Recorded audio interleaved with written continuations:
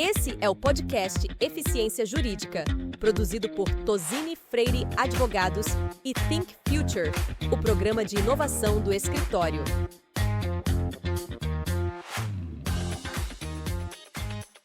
Olá, sejam bem-vindas, sejam bem-vindos. Hoje estamos aqui com Fernanda Marinho, nossa Head de Inovação, e com Daniel Marques, diretor executivo da B2L, querido amigo, muito próximo da nossa casa. Bem-vindo, Daniel. Muito obrigado, Patrícia. Nós teremos hoje o nosso primeiro podcast de 2024 sobre eficiência jurídica. Estamos inaugurando com o pé direito a nossa programação de 2024. E o Daniel dispensa apresentações, mas vou fazer um brevíssimo resumo do seu extenso currículo. Daniel é advogado, é filósofo, professor, palestrante e escritor. Graduado em Direito pela Universidade Federal do Rio de Janeiro, possui MBA em Gestão Empresarial pela FGV do Rio, bacharelado em Antropologia e Ética e mestrado em Filosofia da Ciência e da Cultura em Roma, na Itália. Daniel também é doutorando em Direito pela Universidade Estadual do Rio de Janeiro, com foco em inovação, IA, ética e regulação de novas tecnologias, e esses temas vão permear o nosso bate-papo de hoje. Bem-vindo, Daniel. Muito obrigado por ter aceito o nosso convite. Muito obrigado, Patrícia, pelo convite. Muito obrigado, Fernanda. E espero que possa falar sobre esses temas tão importantes hoje em dia na advocacia, no direito, na sociedade. É um prazer gigantesco estar aqui. Prazer é nosso. Eu queria começar o nosso papo, Daniel, falando sobre planejamento 2024, início do ano. Está todo mundo montando seus planos de ação para o ano que se inicia. E inovação é sempre um dos principais pontos de discussão. Você tem uma fala muito presente e com a qual nós concordamos, porque vivenciamos isso muito, de que inovação não é só tecnologia, tecnologia não é só inovação. As duas coisas precisam andar juntas e a cultura, a gestão, são os pilares que colam essas duas pontas.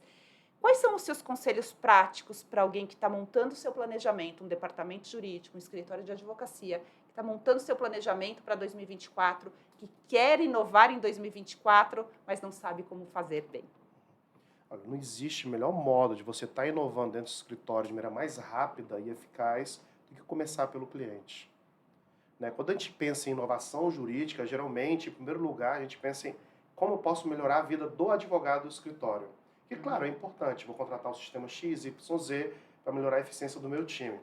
Mas se isso não estiver conectado com a necessidade, com a dor, do cliente, vai ser uma inovação que muitas vezes não vai gerar aquele resultado necessário para você melhorar também a eficiência do próprio escritório.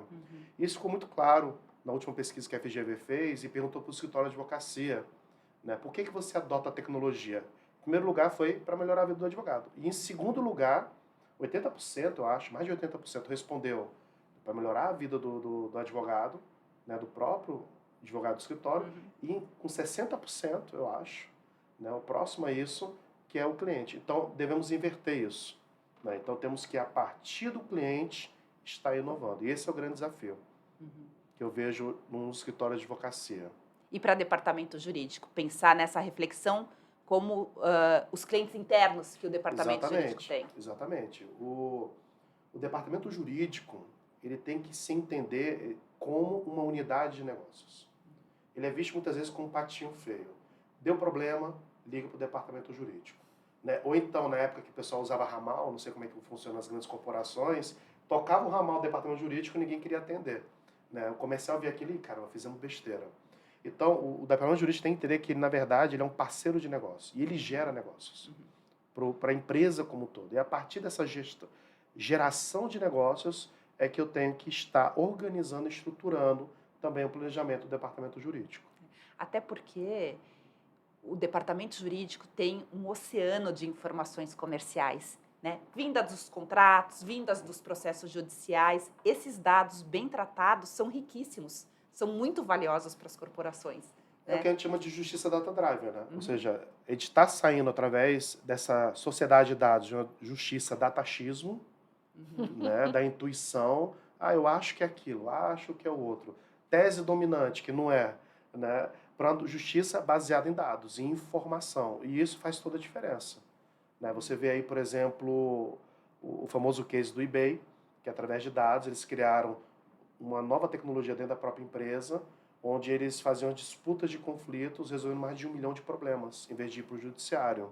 A C&A, que também é associada à B2L, recentemente fizeram um projeto incrível, que foi quando algum cliente comprava algo na página e ou não via o produto que ele queria, ou não via no tempo necessário, e que aquilo ia ser judicializado, eles ofereciam um voucher. E um voucher acima do valor que muitas vezes o cliente deu problema.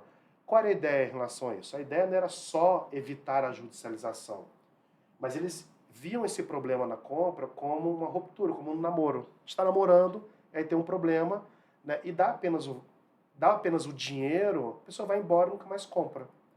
Agora, dando voucher, eles falam assim, cara, compre novamente conosco. E essa é uma ideia que surgiu do jurídico.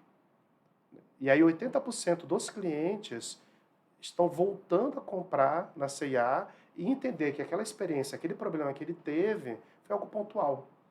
Então, assim, esse é o departamento jurídico do futuro, esse é o escritório do futuro. É aquele que coloca o cliente em primeiro lugar e como é que eu posso fazer para gerar novos negócios para esse cliente. Maravilhoso, muito interessante. Boa tarde, Daniel. Obrigada por ter aceitado o nosso convite, assim como a Patrícia já comentou. Em 2023, o nosso principal tema em termos de tecnologia, que inclusive fez recentemente com que a Microsoft ultrapassasse a Apple em termos de valor de mercado, foi a inteligência artificial. E isso provavelmente vai ser ainda aí um tema em pauta ao longo de 2024, especialmente falando da maturidade da comprovação de resultados obtidos pelas organizações por meio da inteligência artificial. E nesse aspecto, as preocupações com éticas, né, e com a ética e o aspecto legal, elas passam a ser muito importantes em relação ao uso da tecnologia. Então, eu queria saber, na sua percepção, o que significa a ética aplicada à IA? E também um outro aspecto seria como é que você já enxerga essas discussões caminhando tanto no judiciário brasileiro quanto no mundo, que diferenças, enfim, que aspectos você destacaria? Ótimo, perfeito. Olha só, a gente tem que entender o seguinte, em primeiro lugar, que não existe ética da inteligência artificial. Né? Eu gostei muito que você falou, a ética aplicada à inteligência artificial. A ética é sempre do ser humano. A ética ela é um ramo da filosofia que estuda o comportamento humano em vista daquele comportamento deve ser bom ou o comportamento deve ser mau. Então a ética ela é sempre do ser humano. A gente não fala a ética do carro, né? A gente não fala a ética do avião. Por que a gente vai falar a ética da inteligência artificial? Então não existe ética da inteligência artificial, existe a ética sempre do ser humano. E claro, como eu vou utilizar essa nova ferramenta, essa nova tecnologia que surge na quarta revolução industrial, em prol do ser humano diminuindo os efeitos negativos. Né? O carro, quando surgiu, tinham muitas perguntas, muitas dúvidas. Né? A criança ela anda de cavalo. O substituto do cavalo é o quê? O carro. A criança pode dirigir carro? Né? Lado direito, lado esquerdo. Só que naquela época nós tivemos 50 anos para que o carro chegasse a 50 milhões de pessoas. Ou seja, a gente teve um espaço muito grande, né, para poder entender quais são os problemas. Agora, quando a gente fala na quarta revolução industrial, não era hiperconectada, essa velocidade é muito grande. Né? A gente pensa aí, por exemplo, na própria o ChatGPT, chegou a 100 milhões de pessoas em 2 meses. Então, óbvio que o impacto é muito grande, a gente tem que entender como é que funciona essa tecnologia. Mas aí entra o segundo ponto. Devido aos filmes, né, e as séries, a gente tem uma tecnofobia em relação à inteligência artificial. Vai acabar com o mundo, vai aniquilar o mundo. E não só as séries, você vê Harari falando sobre isso. Sim. Você vê alguns líderes de Big Techs falando, não, calma, né, nós temos que regular. E geralmente quem fala isso é quem já está liderando, né, o uso da inteligência artificial. Né, e a gente sabe que existe um preço muito caro, né, de implementação regulatória dentro das empresas. Mas o que a gente tem que entender é o seguinte, que a inteligência artificial é um péssimo nome para essa tecnologia, mas é um excelente nome para o marketing. Porque a inteligência artificial tem pouco ou quase nada de inteligente e muito de artificial. Elas são modelos estatísticos, tá, okay, de código de programação, onde você coloca um input e gera um output automático, sem necessidade de intervenção humana ali no meio. Né? E que a gente foi melhorando ao longo de 50 anos. Né? A gente está falando aí desde Turing, né, da inteligência artificial. Tem até um filósofo cognitivo chamado John Searle, que eu gosto muito, que ele fala do famoso experimento do quarto chinês. Já ouviram falar dele? Não. Eu acho que é ótimo para exemplificar o quanto a inteligência artificial, na verdade, ela é burra. E ela é uma máquina, ela não pensa. ela não tem consciência, nunca vai chegar a essa autoconsciência como o Exterminador do Futuro ou a Matrix. Ele fala que a inteligência artificial ela funciona mais ou menos, imagina um ser humano dentro de um quarto, onde de um lado tem uma janelinha, onde ele recebe um conjunto de palavras em chinês e ele tem que fazer como output um conjunto de respostas em chinês. E ele tem um manual, uma instrução ali que também está em chinês. Só que ele é brasileiro, ou ele é americano, ou ele é francês, ele não sabe chinês. Ele simplesmente segue um conjunto de regras. E isso é inteligência artificial. Né? Por que é importante falar isso? Não te antropomorfiza a máquina. E aí acabam saindo legislações, ou opiniões, ou sugestões legislativas que atrapalham o próprio desenvolvimento da inteligência artificial. E em nome do ser humano, a gente acaba atuando de modo a atrapalhar o próprio desenvolvimento do ser humano. E é o que a gente vê. Porque a partir do medo, geralmente a gente não toma boas decisões. E é o que a gente está observando hoje em vários lugares do mundo, né, e também no Brasil. A gente estava falando uns minutinhos atrás, né, Daniel, justamente como novas tecnologias geram esse receio. E um dos exemplos que a gente estava citando é a discussão sobre o uso de robôs em atendimento ao consumidor, no serviço de atendimento ao consumidor. O auxílio de robôs pode ser muito favorável no atendimento do consumidor, pode trazer muitos benefícios, agilidade, e nós temos exemplos muito importantes nesse sentido. Mas há uma preocupação e talvez uma tendência aí, vamos ver como a questão caminha, de voltar para o atendimento puramente humano, digamos assim, que é um retrocesso numa certa medida, né? Total. Assim, você está mexendo no modelo de negócios, né, que não faz nenhum sentido. De fato, já há estudos, por exemplo, usando o ChatGPT, que é um modelo de inteligência artificial generativa, onde ele faz outputs muito elaborado, que passa pela máquina de Turing, né, ele se confunde com o ser humano, e aí fizeram uns estudos com pacientes, onde ele perguntava, através de uma espécie de chat, perguntava para o médico e perguntava para a inteligência artificial. E o que aconteceu? Os pacientes preferiam as respostas da inteligência artificial, só que eles não sabiam o que era inteligência artificial. Eles achavam que estavam conversando, a gente faz um conjunto de perguntas e quais vocês acham que é mais empático, né, que responde melhor.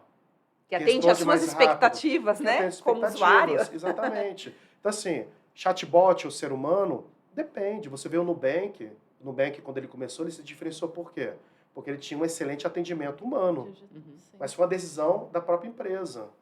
Né? Então, assim, no final, o que o cliente quer? Ser atendido por ser humano ou por robô? Ele quer que o problema dele seja resolvido. Seja por ser humano, seja por robô. E aí volta aquela primeira pergunta. E a gente percebe que não é um problema só da advocacia, né? Em geral. Como é que eu inovo rápido? Eu inovo a partir do cliente. Jeff Bezos, ele fala isso. Quando ele começou na Amazon, ele, claro, óbvio que ele olhava para os concorrentes, mas ele falou assim, para ir mais rápido, eu entendi que eu tinha que olhar para o cliente. E a partir do cliente, gerar soluções que melhorassem a vida do cliente. O cliente ele não é o nosso inimigo. E muitas vezes a gente trata o cliente, na advocacia, em geral, como um todo, quase como se fosse um inimigo. Né? A gente vê expressões, né? Cliente chato, cliente não sei o quê, mas será que não é você que está demorando a responder? Mas, poxa, eu não posso ficar 24 horas respondendo ao cliente. Mas existem Lawtex, Legaltex, que ele pode estar respondendo, o robô, com linguagem que o cliente entenda, para tirar dúvidas do seu cliente sobre os processos que são do seu cliente, facilitando a vida do advogado. Perfeito. E esse case, inclusive, da Nubank que você mencionou, a diferenciação é pelo atendimento humanizado, mas é também pelo modelo de negócio digital. Né? Exatamente. Redução do custo, promover mais acesso à bancarização em relação ao público mais jovem, pessoas que até então não eram bancarizadas e passaram a encontrar uma facilidade de ter um serviço bancário dentro do celular, com um aplicativo, utilizando automação, robôs, inteligências N embutidas na solução, que, by the way, em algum momento elas precisariam utilizar um atendimento. E por que não ele ser humano? Porque todo o outro processo foi automatizado, foi digitalizado, né? Então, é uma combinação bem interessante, realmente, né, das relações entre humanos e tecnologia. E acho que uma coisa importante que você trouxe também é pensar que o modelo de negócios, ele precisa ser orientado a cliente, mas também os valores da organização, a cultura organizacional, os princípios, propósito, eles deveriam ser reflexos das ferramentas, né, de todo aquele arcabouço de soluções que vão ser aplicadas ali no dia a dia. E acho que a IA faz parte disso também, de alguma maneira, né? Com certeza, tem uma coisa que eu falo sempre, né, que sem tecnologia você não inova, mas só com tecnologia você não inova. É necessário o tripé da inovação é um novo modelo de cultura, um novo modelo de gestão, né, e também tecnologia. E muitas vezes os projetos tecnológicos dentro do escritório, dentro do departamento, falham porque falta um novo modelo de cultura, um novo modelo de gestão. E coisas que, por exemplo, no mundo das startups já estão meio que solidificados. Vou dar um exemplo muito simples. Na B2L a gente faz muitos demo days, né, onde a gente conecta problemas e dores dos escritórios e departamentos. Então a gente está precisando de um sistema de geometria, né? E conecta com as low-techs que possam resolver esses problemas. Só que muitas vezes quando a gente vai fazer demo day, o cara quer saber, pô, Daniel, eu estou com um problema aqui, mas eu quero contratar geometria, eu quero contratar ODA, quero contratar... Né? Ele não faz um modelo de implementação através de prototipação, aquilo que a gente chama, no mundo de startup, de MVP. Isso. Né? Ele não tem, eu pergunto, se você tem orçamento para contratar todas as empresas, você tem time para ajudar a implementar? E aí eu acho engraçado que o advogado ele fala o seguinte, eu tenho medo que as low-techs e legal-techs vão substituir o advogado. Mas, ao mesmo tempo, eles pedem soluções como se fossem a varinha mágica do Harry Potter, que vai resolver todos os problemas, porque o ser humano é e sempre vai ser indispensável. O advogado é e sempre vai ser indispensável. Mas, muitas vezes, se falha pelo modelo de cultura de implementação. Né? Seja porque não tem budget, seja porque não tem time treinado para isso, seja porque quer fazer tudo de uma vez, que nem o pároco quando chega na paróquia e aí quer mudar tudo de uma vez. E eu falo, não, pessoal, vamos devagar, você não tem time, você não tem expertise, você não utiliza OKR, não utiliza Kanban, não utiliza metodologia ágil, porque em vez de implementar em todos os seus contratos essa ferramenta, você implementa com o cliente. E aí, a partir disso, cria novos modelos de gestão. E a partir disso, vai criando-se uma nova cultura. Não uma cultura de domínio e controle, que é muito comum na advocacia, mas uma cultura de descentralização e colaboração. E esse é o grande desafio, é muito difícil a gente conseguir... E aí, quando eu explico isso, não, eu quero conhecer as 5. Assim, tanto que esse ano a gente está reformulando as normas para fazer Demo Day, e uma delas é essa, cara, não tem como. Porque é perder tempo seu, e é perder tempo das low-techs, e é perder tempo da B2L. Né? A gente tem que usar novos métodos para poder estar inovando. E eu acho que é nesse ambiente, Daniel, que surge o Legal Ops tão forte no Brasil. Né? Até bem pouco tempo atrás a gente não tinha essa referência no país. Algo que talvez mais se aproximasse a isso era a área de controladoria jurídica nas empresas, né? Mas nos últimos 24 meses, 30 meses, a gente vê um crescer muito forte dessa profissão. Né? Eu acho que até começa a ser uma profissão de destaque no ambiente jurídico, profissionais envolvidos em Legal Ops. Como é que você vê esse movimento? Esse movimento é benéfico? É mais benéfico para as empresas? Qual o papel dos escritórios nesse mundo de Legal Ops? E daqui para frente, para onde a gente vai em Legal Ops? Então, o Legal Ops ele tem 3 momentos. Né? Até os anos 90, né, o grande desafio das empresas era aquela questão de gestão do risco. E é quando surgem ali as controladorias, tanto nas empresas quanto nos escritórios. Depois dos anos 90 até o ano 2000, você tem... mas o departamento jurídico aqui ele também tem que fazer parte do planejamento estratégico. É quando surge toda a dimensão de eficiência jurídica. Depois do ano 2000, né, especialmente para 2008, quando tem a crise dos títulos podres, né, lá nos Estados Unidos, e o orçamento dos departamentos jurídicos das empresas diminui, né, eles começam também a quererem contratar Legal-techs, Law-techs, sistemas. E aí essa é a terceira etapa do Legal Ops. A gente chamava antes de controladoria, depois eficiência jurídica, e aí depois se consolidou nos Estados Unidos o nome de Legal Ops. Né, foi no evento da B2L, que a gente fazia o evento durante a pandemia de 2020, que a gente convidou a Mary Carroll, que na época era presidente do Clock, né, agora é a Jennifer McCarroll, que também palestrou no evento da B2L, no presencial. Né? E a Mary ela foi explicando, né, como surgiu o Legal Ops, a importância do Legal Ops. Então o Legal Ops ele não é só controladoria, porque tem até discussão de conceito. Né? Né? Tem advogado que fala, não, mas isso já é controladoria. Mas já é eficiência jurídica. né? Só que ele é muito mais do que controladoria e muito mais do que eficiência jurídica. Ele engloba esses dois elementos, Perfeito. mas tem gestão de budget, gestão financeira, contratação de pessoas, contratação de law-techs, legal-techs, implementação de projetos. Então tem um conjunto de funções, né? E dentro da mandala do LegalOps, né? Você tem 12 funções principais do LegalOps. Então foi um movimento que eu acho que foi amadurecendo dentro dos departamentos jurídicos, né? E foi entrando dentro também do escritório de advocacia. Qual é o movimento que eu vejo? Vão começar a surgir empresas de LegalOps as a Service. Ou seja, eu tenho um departamento jurídico e eu não sou capaz de contratar uma pessoa e montar um time, ou pelo menos posso ter uma pessoa aqui para estar coordenando, né? Mas eu vou contratar uma empresa para me ajudar a fazer, porque os departamentos jurídicos eles ainda têm um budget muito, né, muito limitado, muito né? limitado. Muitas vezes. E a gente vê também ainda dentro dos departamentos jurídicos uma submissão muito grande. A maioria dos departamentos jurídicos estão submetidos a um outro departamento. Ele não é um departamento independente. Geralmente é um departamento financeiro. Só para você ver, né? Ele realmente é um patinho feio do custo, onde tem que ter um chefe ali do departamento financeiro para, calma aí, corta. Então, o que a gente precisa é renascer o departamento jurídico realmente como uma área de negócio independente. Então, vai começar a surgir muito o LegalOps as a Service, tanto para escritório quanto para departamento. Já está começando a ter esse movimento. É muito forte. O que a gente chama de LegalOps as a Service aqui no Brasil, lá fora, chama-se de Alternative Legal Service Provider. São empresas, ou law companies, que eles chamam. Né? O John Crawford, a gente teve a oportunidade, numa viagem que a gente fez com um grupo de associados da B2L a Londres, a gente conheceu o John Crawford, que ele é o presidente, cofundador do maior LSP, só que ele não gosta do nome LSP, fala que é law company, né, do mundo. Então é isso, é essa camada de serviços e produtos que não são direito, que não é próprio do advogado. O advogado vai continuar atuando como advogado. O advogado sempre vai ser dispensável. Vai existir o advogado. Mas existe toda uma camada de processos, procedimentos, né, em que é necessário para que o direito funcione. E aí é que entra o LegalOps. Né? Então você vai ter times internos de LegalOps, também vai ter LegalOps as a Service, e lá fora eles chamam de ALSPs. Muito bom. Entendo que aí também possa passar por um movimento de práticas de gestão que já se consolidaram também em outros departamentos, né? Quando a gente fala nas unidades de negócio.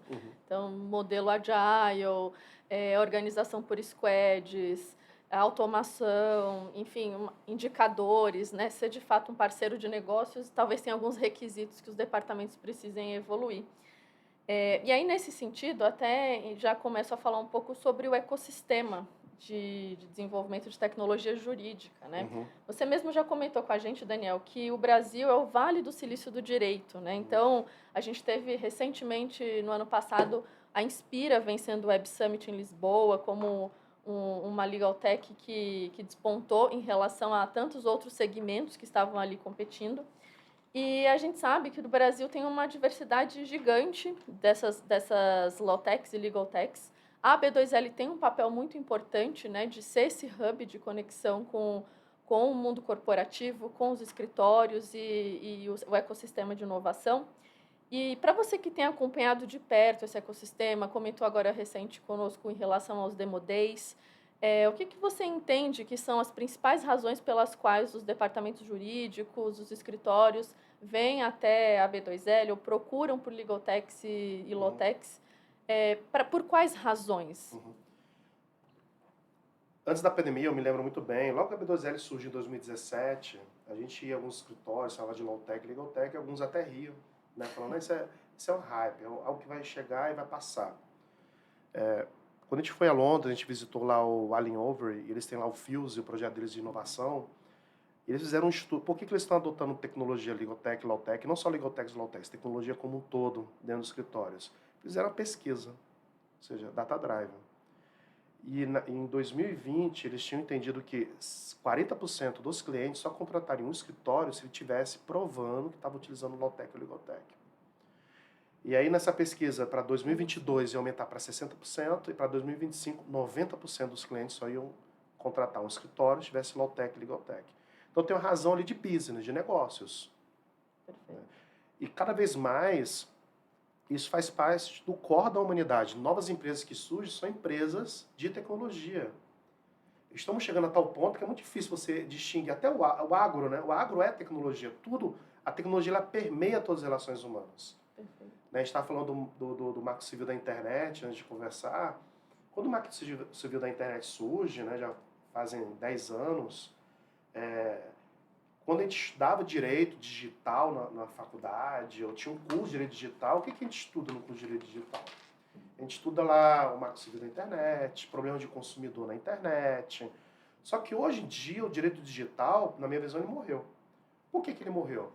Porque é impossível você pensar, por exemplo, em responsabilidade civil, se não pensar em responsabilidade civil em caso de utilização de carro autônomo.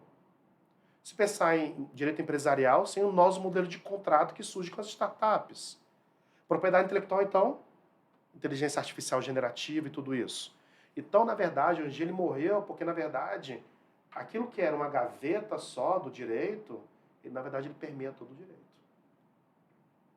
Então, é impossível você ser um escritório de advocacia e continuar liderando o mercado se você não tem permeado em todas as áreas do seu escritório ou do seu departamento jurídico, né, tecnologia. E mais do que tecnologia, inovação como um todo. Né? Interessante. Nesse aspecto, até, eu imagino que uma série de dificuldades ainda devam acontecer, porque por mais que se sinta talvez essa necessidade da tecnologia permear o departamento jurídico, permear os negócios, muito provavelmente os escritórios, os departamentos jurídicos ainda têm uma dificuldade em estabelecer dificuldade eu não diria, um obstáculo em relação a obter esses relacionamentos com as legal techs e as law techs, do ponto de vista de saber se estão fazendo os investimentos certos, contratando os serviços adequados. Como você tem interagido bastante nesse meio, que dicas você daria ou que aspectos você indicaria para a nossa audiência que eles deveriam considerar ao contratar ou a testar esse novo serviço, essa nova tecnologia? Eu acho que, em primeiro lugar, a questão da mentalidade, ou seja, de entender que sem tecnologia você não vai estar inovando, é impossível inovar. Né? Eu me lembro muito bem que a gente estava visitando alguns escritórios em Nova York, né? A gente visitou o Clear, né? O Hogan Lovells. Eu perguntava, por que você contratar Law-Techs e Legal-Techs? Ele falou assim, se não contratar, o escritório concorrente vai contratar. Né? E por quê? Porque não vai atender melhor o meu cliente. Eu preciso atender, gerar mais valor para o meu cliente. Então, lá fora, já não tem essa discussão de Law-Tech, Legal-Tech vai substituir advogado ou não. Eles não veem dessa maneira. Eles veem como um instrumento para gerar mais valor para os meus clientes. Então, tem que ter esse ponto de partida, é um instrumento. Segundo ponto, foi comentado, se eu não tenho uma experiência, não tenho um time, eu tenho que começar de maneira a gerar micro-resultados, né? Implementar através de MVP, até para poder gerar teses, para convencer, né, as outras pessoas a estarem participando desse projeto. É muito importante também, terceiro ponto, que os sócios, né, e é muito bom ver a Patrícia aqui conosco, né, estejam engajados no projeto. Porque muitas vezes nos escritórios ou no departamento jurídico, beleza, você vai ser responsável de inovação, mas é porque quer aparecer na revista X, Y, Z e fazer matéria. Que é justamente, né, o marketing da aparência. Né? E o marketing da aparência, mais cedo ou mais tarde, né, tem um problema muito sério, que é o problema do ter pernas de areia. Não se sustenta. Não se sustenta. Cara, um case muito incrível, assim, eu gosto de mostrar, porque assim, eu repito. 2007 surge lá o iPhone, e aí a Nokia, em vez de olhar para o iPhone e entender por que estava conquistando o mercado, o que eles fazem? Uma peça de marketing. Vai na revista Forbes, coloca o CEO da Nokia com o celular e a chamada. 1 bilhão de usuários. Quem vai alcançar o rei do celular? Né? E toda a matéria detratando, né, o iPhone, não sei o que, papapá. 5 anos depois não existia mais Nokia. E o Ring? É muito rápido. E aconteceu com a Blockbuster, né? A própria Netflix, que substituiu a Blockbuster, está sofrendo. Então, esse mundo, o status quo na quarta revolução industrial, não existe mais. Antes uma empresa passava 5, 10, 20 anos.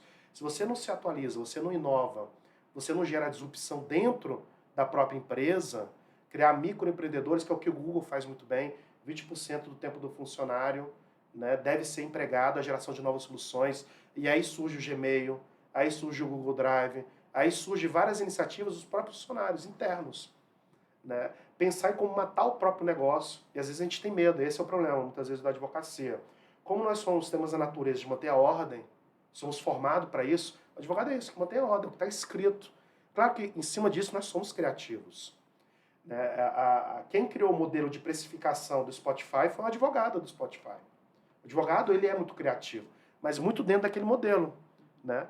Agora, se a gente não pensar fora do modelo, e surgem novos modelos, que são somente desafiadores para a advocacia. Você já vê, por exemplo, na Inglaterra, desde 2008, você tem o Alternative Business Structure. São escritórios de advocacia onde tem sócios em que não são advogados. Incrível. Né? E há 2 anos atrás, os Estados Unidos começou a adotar em alguns estados. Você tem LSCPs, tem Legal Techs, tem Law Companies. Né? Você tem um ecossistema muito mais diverso. E é preciso lembrar que, para a realidade brasileira, a gente ainda está engatinhando, né, Daniel? Estamos engateando, mas assim, como você fala, o Brasil, na minha visão, como o Brasil tem 100 milhões de processos, né? É muito ou pouco, pessoal, 100 milhões de processos. Vai para a Índia, que tem 6 vezes mais habitantes, acho que são 30 milhões. Tem 200 milhões, né? Entendeu? Meio para cada um. Então, assim, nós temos aí o maior número de advogados por habitante do planeta Terra, um advogado para cada 172. O maior número de universidades. Se a gente juntar todas as universidades de direitos do mundo, no Brasil tem mais. Então, O TJ de São Paulo, o maior tribunal do o mundo. maior tribunal do mundo. Então, assim, por que o Brasil vai lá do de direito? Porque a gente tem muitas dores e problemas. E a tecnologia surge para resolver esses problemas e dores.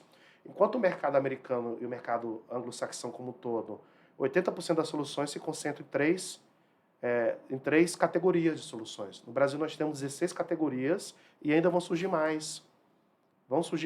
E é muito pulverizado. Né? Você tem ODA, você tem Legal Project Manager, você tem RP, você tem Jurimetria Analytics, você tem Marketplace, e todas elas muito grandes.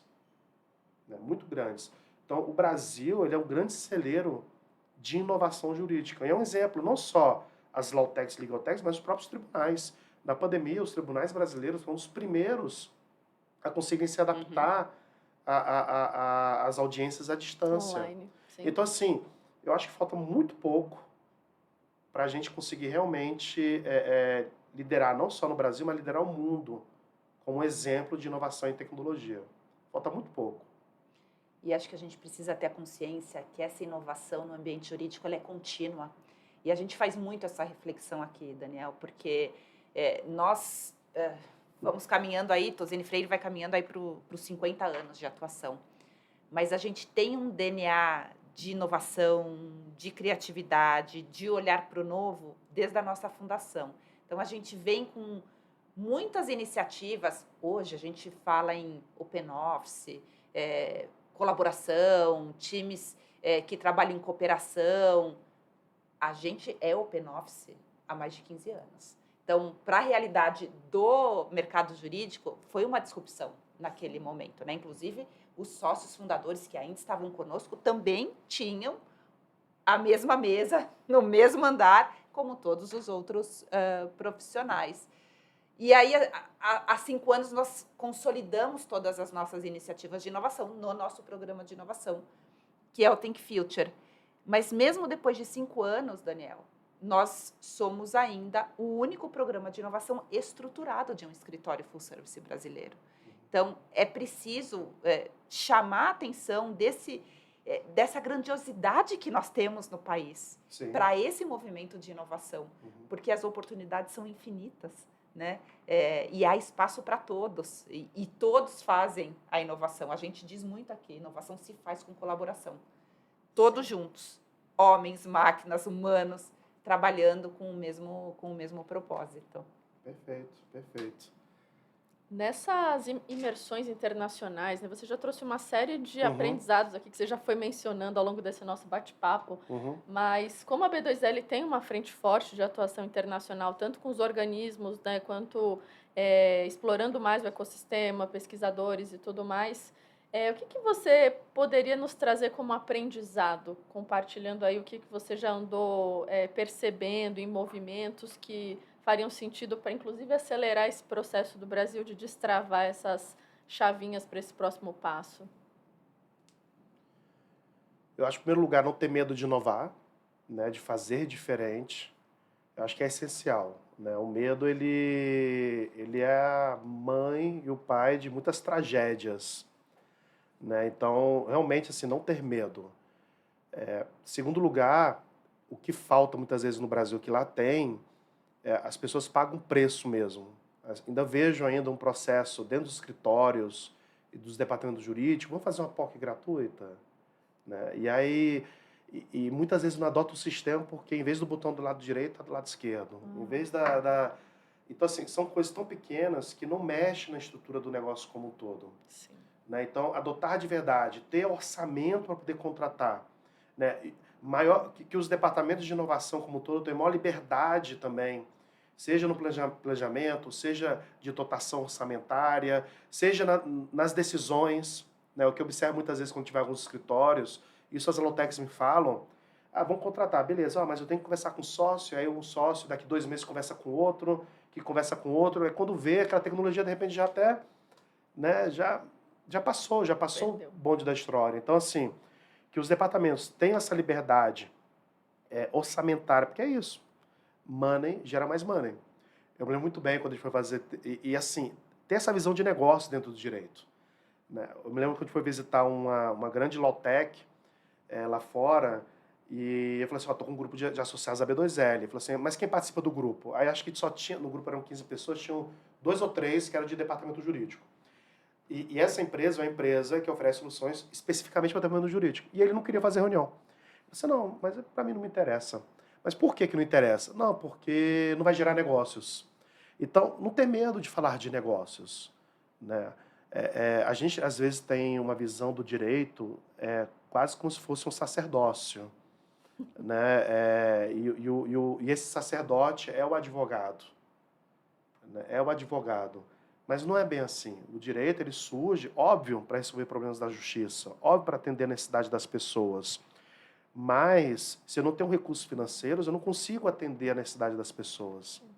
Né? E é o que eu vejo muitas vezes na hora de adotar o próprio escritório, é realmente liberar recursos financeiros para realmente vamos fazer uma POC? Qual o objetivo dessa POC? Né? POC, pessoal, é prova de conceito, né? Proof of Concept. Vou fazer essa POC. Qual a entrega que tem? Eu quero que essa entrega seja feita em 3 meses. Mas o que você está me pedindo, não consigo entregar em 3 meses. Beleza, o que você consegue entregar em 3 meses? Consigo entregar isso. Faz sentido? Faz. E aí faz. E em cima de entregáveis concretos, em curto prazo, você vai ampliando o projeto e liberando mais recursos. Óbvio que isso não é para todos os projetos. Tem projetos que realmente exigem muito mais tempo, exigem muito mais recursos, né? E existe um budget maior. Mas eu acho que para poder você dar os primeiros passos, é possível fazer dessa maneira, experimentando. Daniel, a gente está com o tempo absolutamente estourado. Deve ter papo aí para mais uns 3 podcasts. A gente vai povoar o ano de podcasts só com o Daniel, se depender da gente. Eu queria te fazer uma última provocação, Daniel. A gente falou muito em tendências e planejamento, início de ano, o que devemos fazer, o que não devemos fazer. Qual, na sua opinião, é a grande tendência do ambiente jurídico em termos de inovação, eficiência para 2024? Uma palavra só. Ou uma frase. Uma frase. Cara, uma frase. Acho que é LegalOps com ChatGPT. Né? LegalOps e tecnologia de inteligência artificial generativa. Como posso empedar isso dentro dos diversos processos e procedimentos que eu tenho, né, do escritório? Né, e LegalOps para poder ter essa cultura e esse modelo de gestão para que realmente isso funcione. Então, essa é a tendência, mas se eu não tenho um arroz com feijão, se eu não tenho um bom RP, se eu não tenho um bom, né, sistema de contrato, se eu não tenho o anterior, também não vai servir nada, vai ser uma camada, como eu falei, com pés de barro, que mais cedo ou mais tarde também vai cair por terra. Ineficiência. Né? Ineficiência. Eu tenho que repensar todos os processos e procedimentos a partir da tecnologia e da inovação.